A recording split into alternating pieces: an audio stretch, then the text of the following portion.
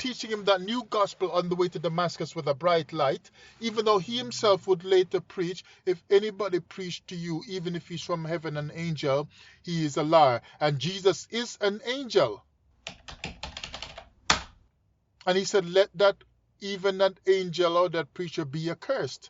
He is a liar. And Jesus is an angel. Let him be damned. Here's another lesson in the New Testament is Fake series and rethinking the Torah from Twitter, YouTube, Patreon, and it's October 22nd, 2019. My title today is Paul Switched from Jehovah to Jesus.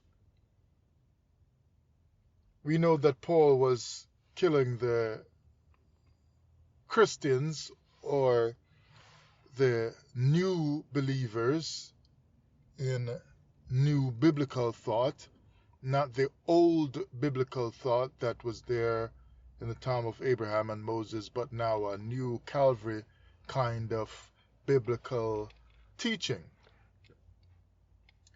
for a Bible that had yet to be written. But the Old Testament was already there, or the teachings was there already. Look from Acts chapter 9,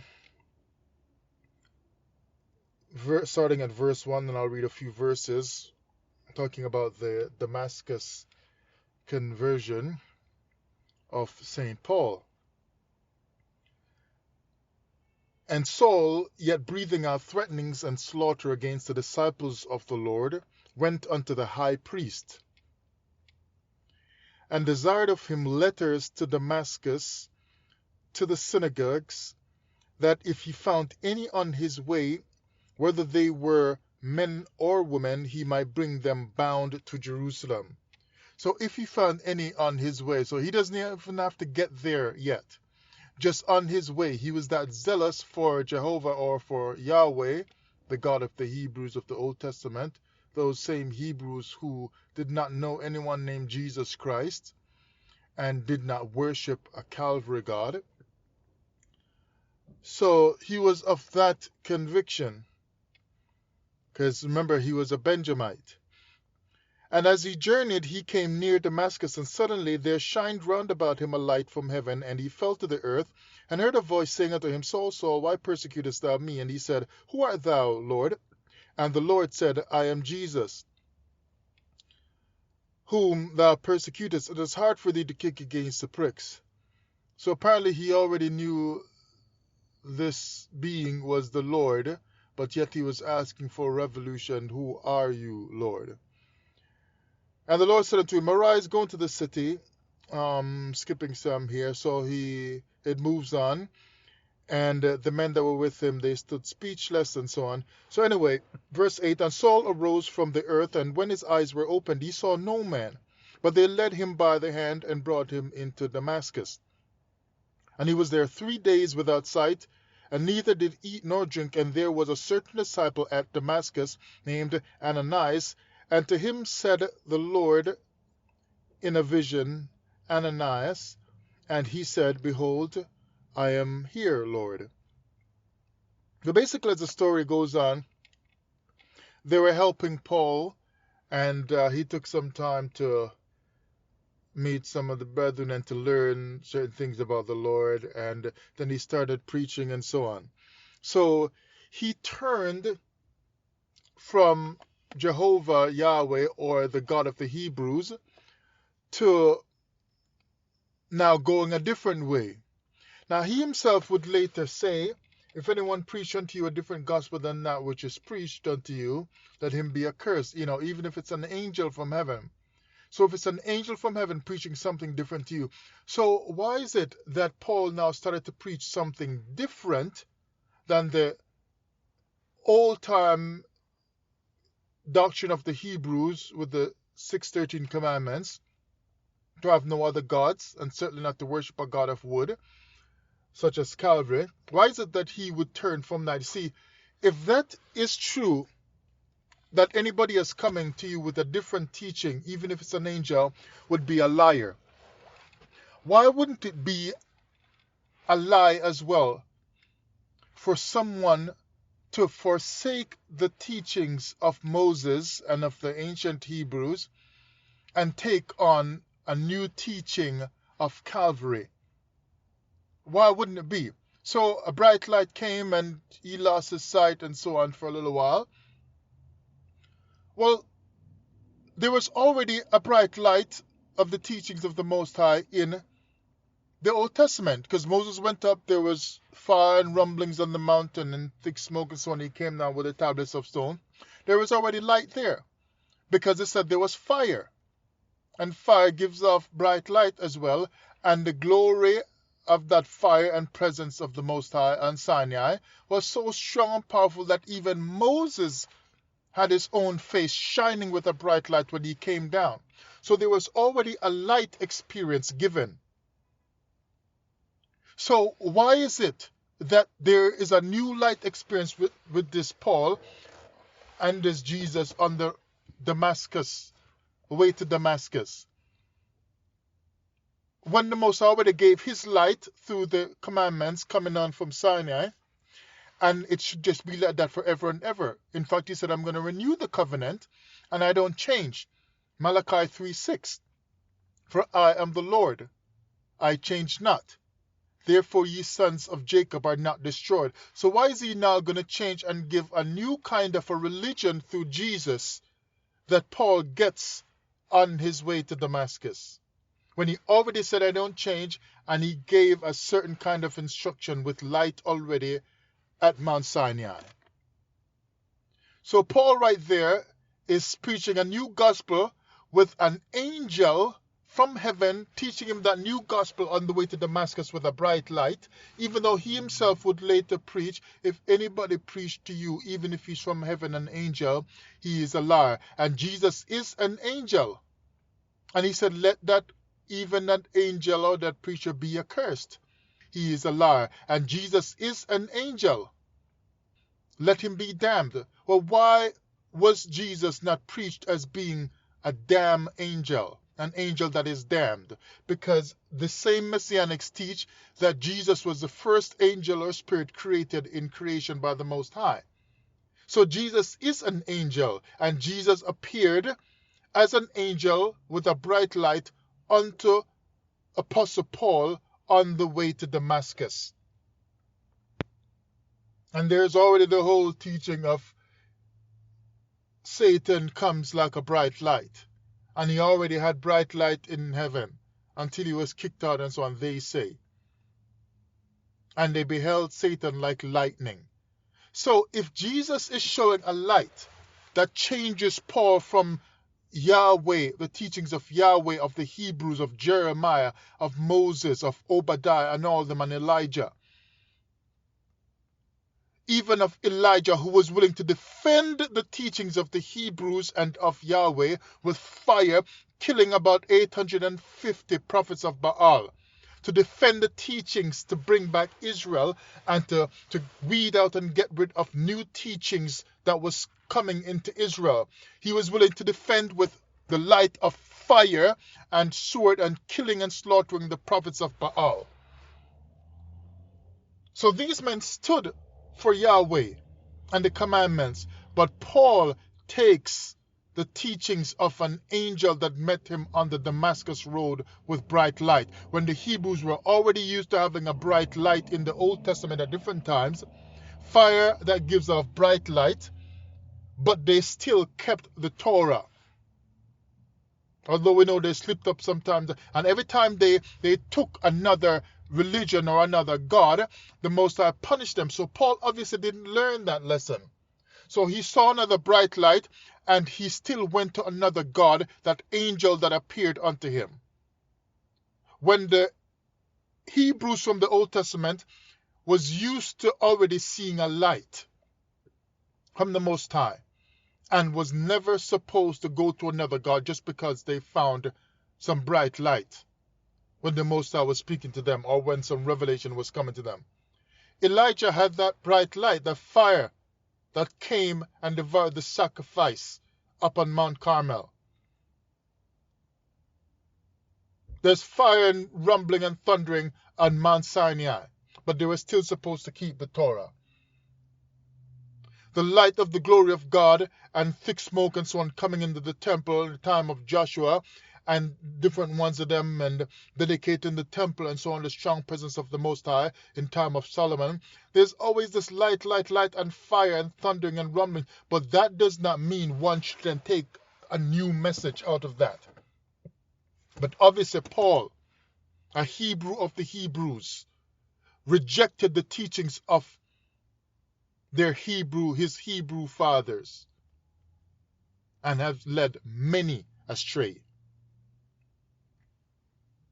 He switched from Jehovah, Yahweh, to Jesus. But look now in 1 Kings chapter 13 and see if this doesn't sound really uncanny, if this doesn't sound really strange, that Paul was repeating something that was judged by the Most High. In 1 Kings chapter 13, let me read from about verse 7 to 12 and then 15 to 18. So this was a man of God that came and he eventually got eaten up by a lion because he did not follow the instructions of the Most High, but he changed because he too found a messenger, a prophet, that told him to do something different from the original instructions he got from God. Just like Paul, being a Benjamite of the Hebrews, got an original instruction passed on through Moses and Abraham and all of them to keep the Torah of the Lord and to not serve other gods, but he got a revelation from an angel that appeared unto him with a bright light on the way to Damascus, and switched and forsook the original instructions to his fathers of the Hebrews. So 1 Kings 13 verse 7, and the king said unto the man of God, come home with me and refresh thyself, and I will give thee a reward. And the man of God said unto the king, if thou wilt give me half thine house, I will not go in with thee, neither will I eat bread nor drink water in this place. For so it was charged me by the word of the Lord, saying, eat no bread, nor drink no water, nor turn again by the same way that thou camest. That's like the Most High saying, thou shalt serve no other gods. In other words, don't turn to another way to go and find another path to walk. But like Jeremiah 6:16, seek for the old paths. So verse 10, so he went another way and returned not by the way that he came to Bethel. Now there dwelt an old prophet in Bethel, and his sons came and told him all the works that the man of God had done that day in Bethel, the words which he had spoken unto the king. Them they told also to their father, and their father said unto them, what way went he? For his sons had seen what way the man of God went, which came from Judah. So he went after them. Now let's go down to verse 15 to 18. Then he said unto him, come home with me and eat bread. So this is the new prophet now that went to look for him, and told the prophet that did the miracle, and said, come unto me, come unto my house and eat bread with me. And he said, I may not return with thee, nor go in with thee. Neither will I eat bread, nor drink water with thee in this place. So he repeats the commandment of the Lord. And this is the same thing that Paul is doing, and the other disciples turned apostles in the New Testament. They are repeating the commandments of the Lord by telling you that the Old Testament was written for learning, but then they slap on the Jesus piece unto it. So they repeat the commandments so that you will be enticed, and then they snare you with the trap of a new teaching of Calvary. A fallen angel that appeared with a light unto him on the way to Damascus. So just because someone is teaching you that you're an Israelite and you should serve Christ, and they're repeating to you 613 commandments and telling you that this is of the Lord, does not mean that it is of the Lord, because the Lord of the Old Testament has nothing to do with the new teachings of Calvary. Because the Lord of the Old Testament has nothing to do with the new teachings of Calvary. But that's what they do. They give you a lot of Old Testament scriptures so that you can be enticed and believed. But then you are snared and fall backward into the gods of the nations, and then still get up and say you are an Israelite. Come on, do better than that. If you're going to be a Hebrew Israelite of the Old Testament, then be a Hebrew Israelite of the Old Testament and leave the new doctrines alone, which the Most High said, you shall not add anything unto it, Deuteronomy 4:2. Which means don't add anything new unto what I command you this day. He never commanded that day anyone anything about a Calvary God. He never did. Those commandments did not happen that day, so you should not be following a Messiah that had anything to do with Golgotha, the place of the skull, the worship of the dead. Golgotha, skull worship, the worship of dead people. For it was said to me by the word of the Lord, thou shalt eat no bread, nor drink water there, nor turn again to go by the way that thou camest. So he's saying, so I can't go with you back to your house to eat. He said, go there, do your job, and return back home, and do not stop to eat with people and socialize with them and whatever, and give in to their ideas and so on. He said unto him, I am a prophet also, as thou art. Just like Paul started when he got back his sight and so on, to start to preach all over Jerusalem and everywhere and saying, but I am a disciple as well. I am an apostle as well. I met the Lord also. People are like, but we never saw you walking with him for these 3.5 years of his ministry. But he's like, but I met him also. I am a disciple also. So the prophet said, but I also am a prophet, as thou art. So this is the same thing that Paul is doing. He's tricking people like this prophet tricked the other prophet of. He's tricking people like this prophet tricked the other prophet of God. So one prophet is tricking another prophet, and a prophet had to get in the presence of God in order to be a prophet and get his work done. So if somebody can be that callous, it's telling you it is no surprise that Paul can be as callous to say to other Hebrews back then, I am an apostle also, I have met the Lord also, and deceive them and trick them. Because that was what was in the heart of Paul. Deception. To work after the revelations of a fallen angel. So he says, I am a prophet also, as thou art. And an angel spake unto me by the word of the Lord, saying, bring him back with thee into thine house. So God's giving two messages. The first message said to the prophet, do not go into anybody's house. Then the second message now comes through this second prophet saying, bring him back into your house, because I am the Lord and I'm telling you to bring him back to your house. You see, it's a lie. It's like Paul giving two messages.